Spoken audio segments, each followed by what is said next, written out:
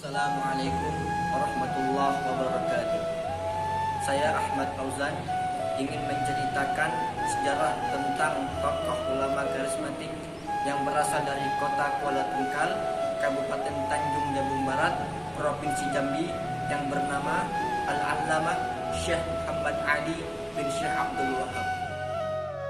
Syekh Muhammad Ali bin Syekh Abdul Wahab dilahirkan di sebuah desa yang bernama Pasar Arba, Beramitam Kanan, pada tanggal 11 Maret tahun 1934 atau bertepatan dengan tanggal 1 Safar tahun 1354.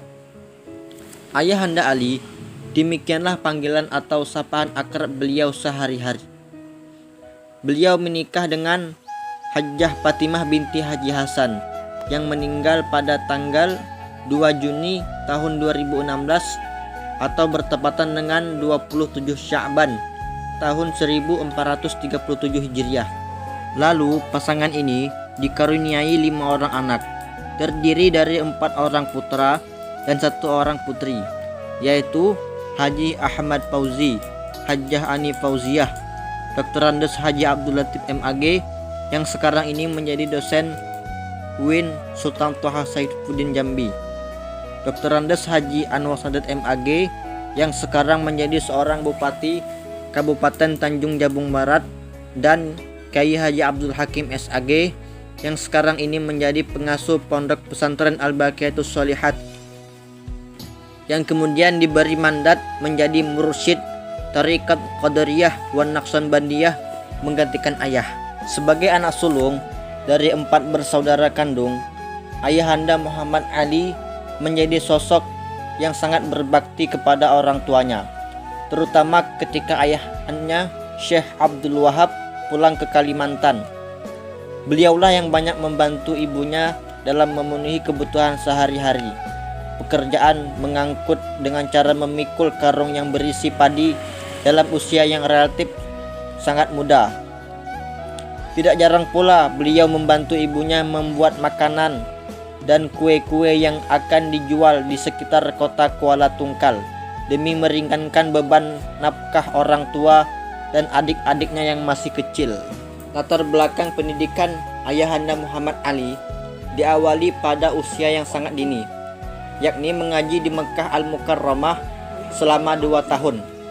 Sepulang dari Tanah Suci, ayahanda masuk sekolah rakyat dan madrasah ibtidaiyah Istiqomah yang terletak di desa Pasar Arba, Beramitam Kanan, masing-masing selama 2 tahun. Kemudian beliau melanjutkan ke Madrasah Hidayatul Islamiyah dan Madrasah Nurul Falah Kuala Tungkal masing-masing selama 3 tahun. Setamatnya dari kedua madrasah tersebut, ayah melanjutkan pendidikan di Madrasah Sanawiyah As'ad yang sekarang ini bernama Pondok Pesantren As'ad selama 3 tahun.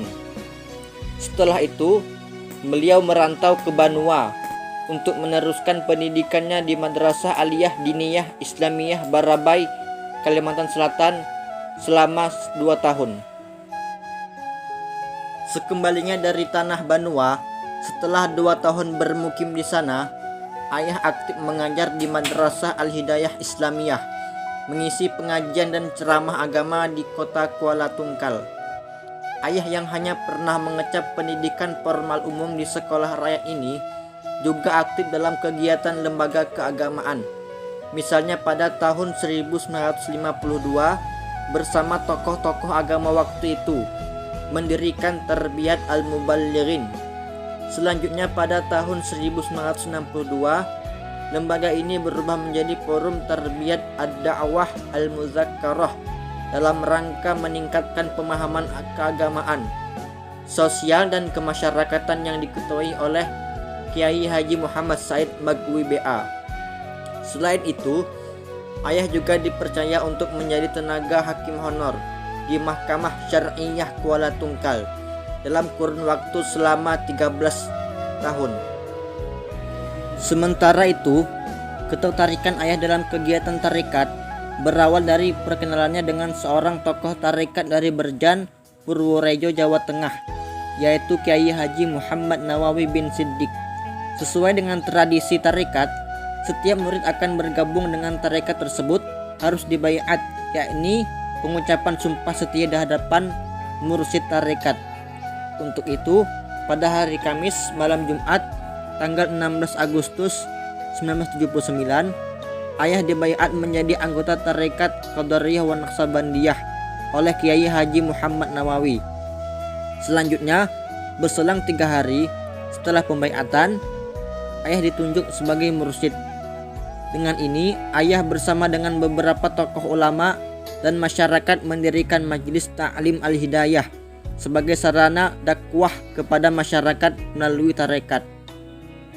Kehidupan sehari-hari ayah dipadati dengan kegiatan ibadah di masjid, mengajar di madrasah dan pesantren, serta mengisi pengajian untuk umum.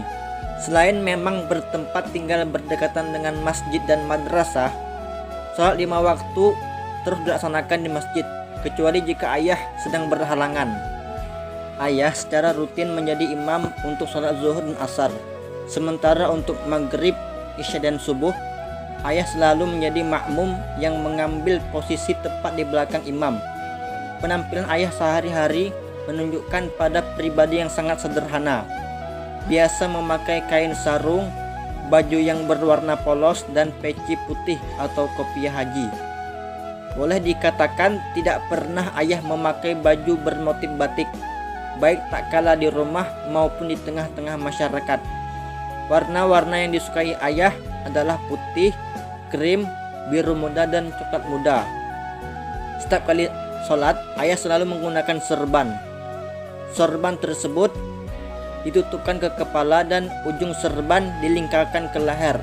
Mungkin ini dikarenakan pada waktu subuh cuaca agak dingin. Selain mengajar di madrasah dan pesantren serta mengisi pengajian umum di Masjid Agung Al-Istiqomah Kuala Tungkal, ayah juga menulis sejumlah karya yang sebagian besar masih dipublikasikan dalam jumlah yang terbatas dan dalam bentuk tulisan tangan. Di antara karya tersebut adalah yang pertama, Fathul Mubin fi Fidyatis Salat was Saum wal Yamin, Al-Mabadi Al-Asyarah, Tajhizul Mayit, Da'watul Haq, Izharul Haq, Tasawuf bil Ma'na Al-Amal, Huwat Tariqah, dan Al-Fatawa At-Tungkaliyah. Antara sifat teladan yang dapat kita ambil dari kisah Syekh Muhammad Ali bin Syekh Abdul Wahab sebagaimana yang diceritakan oleh Kiai Hasan Basri. Syekh Muhammad Ali adalah seorang guru yang sangat memuliakan tamu yang datang ke rumahnya. Ayahanda Ali tidak pernah membedakan pelayanan terhadap tamu yang datang, baik pejabat, orang biasa, dan santrinya.